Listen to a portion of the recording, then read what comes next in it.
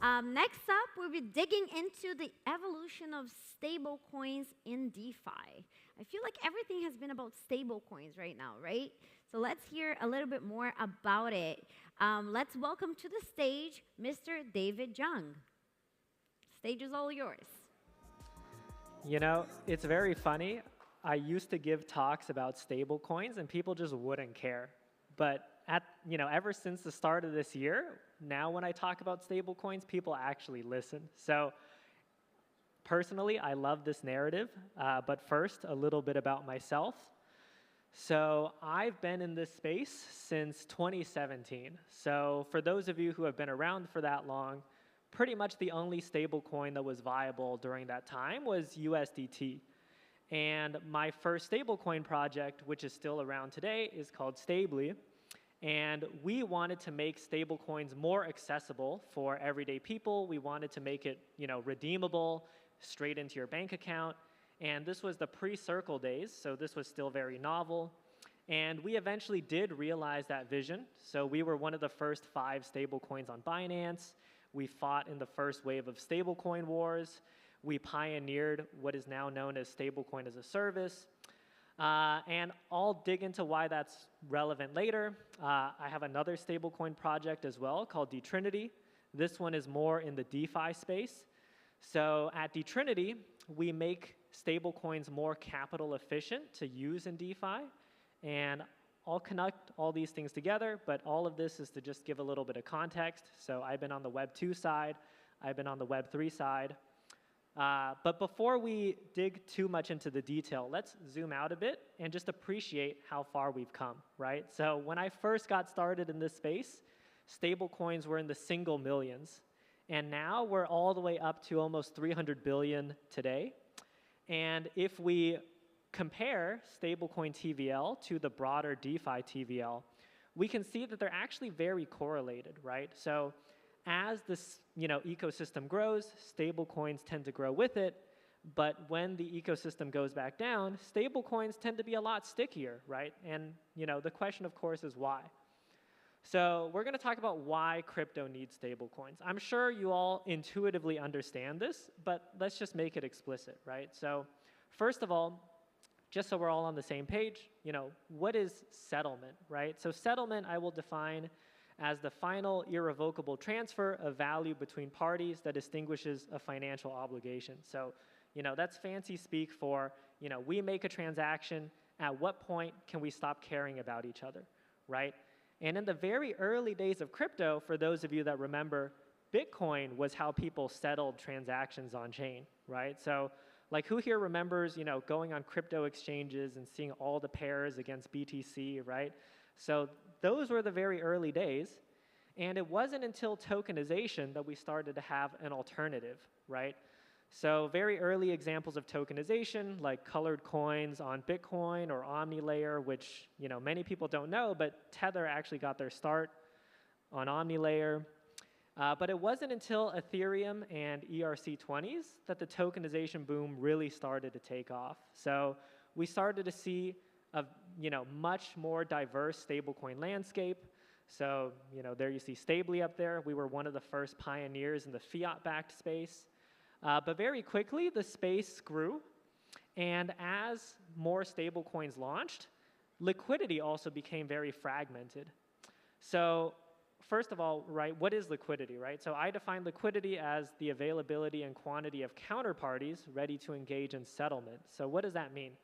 That means someone has to be willing to take the other side of the trade, right? And in the very early days, these were mostly market makers or local Bitcoin style, like peer-to-peer. So really, it was only professionals or like people who were very enthusiastic about the space that were providing this liquidity. So in order for stablecoins to truly take off, there needed to be a more passive way for stablecoins to be liquid on-chain. So that's where the decentralized exchange comes in. So here's some early DEXs. In the interest of time, I'm not going to talk about them. So we'll skip to Curve.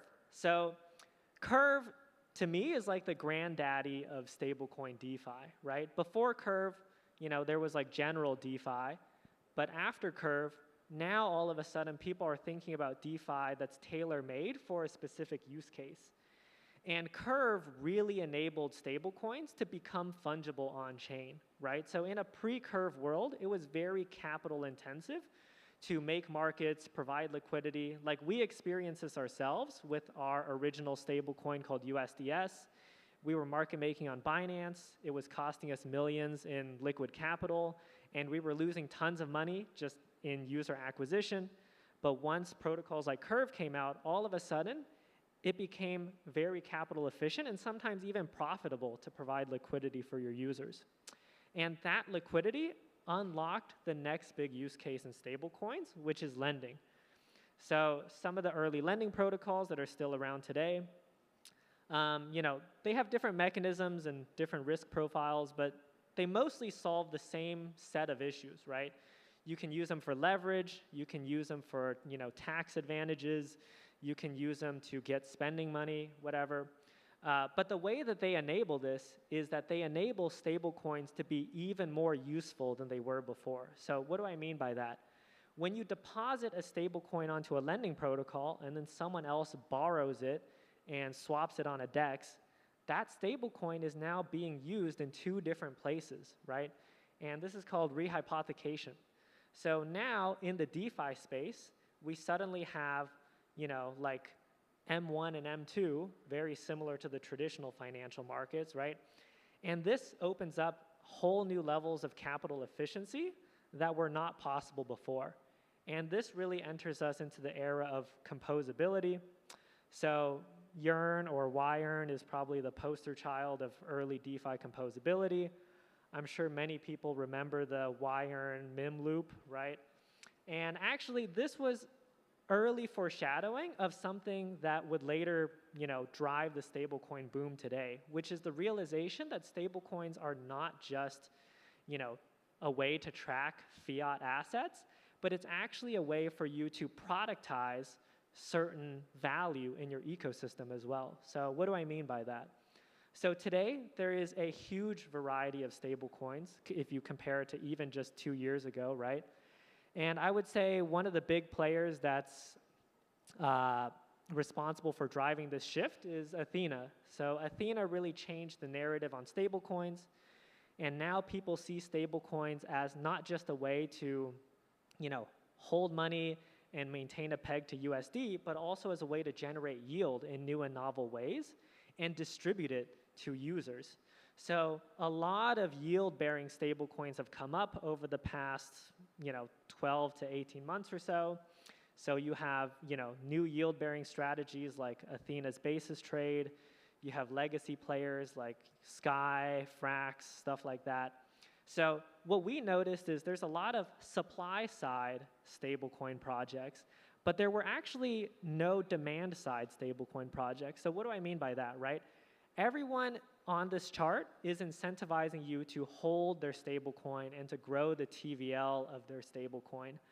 But at dTrinity, what we decided to do was incentivize the other side of the equation, which is the demand side. So we actually pay people who increase the velocity of our stablecoin in DeFi. So for example, we incentivize borrowers on lending protocols. We incentivize LPs on DEXs. And this actually makes the stablecoin much more capital efficient compared to incentivizing the supply side. So I don't think, we've completely cracked the code and, solved the last useful use case for stablecoins or anything like that. I think we will continue to see new innovations come out of the space. We'll continue to see new types of stablecoins.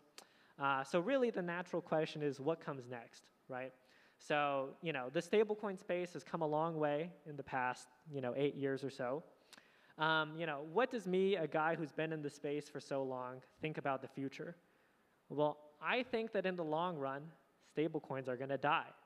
So you might be asking, okay, why can you talk so positively about stablecoins and at the same time think that stablecoins are going to die, right?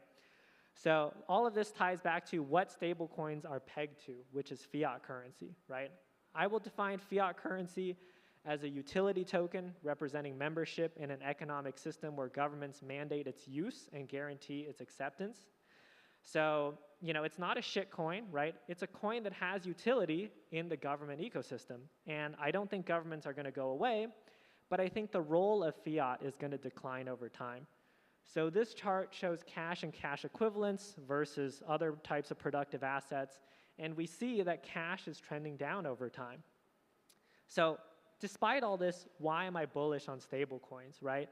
Well, here is a chart of crypto market cap versus traditional market cap.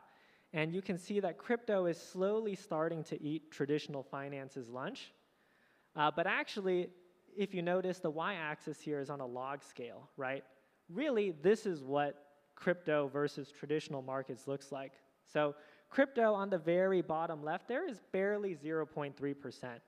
And if we look at stable coins versus M2 money supply, similar picture, less than 1%.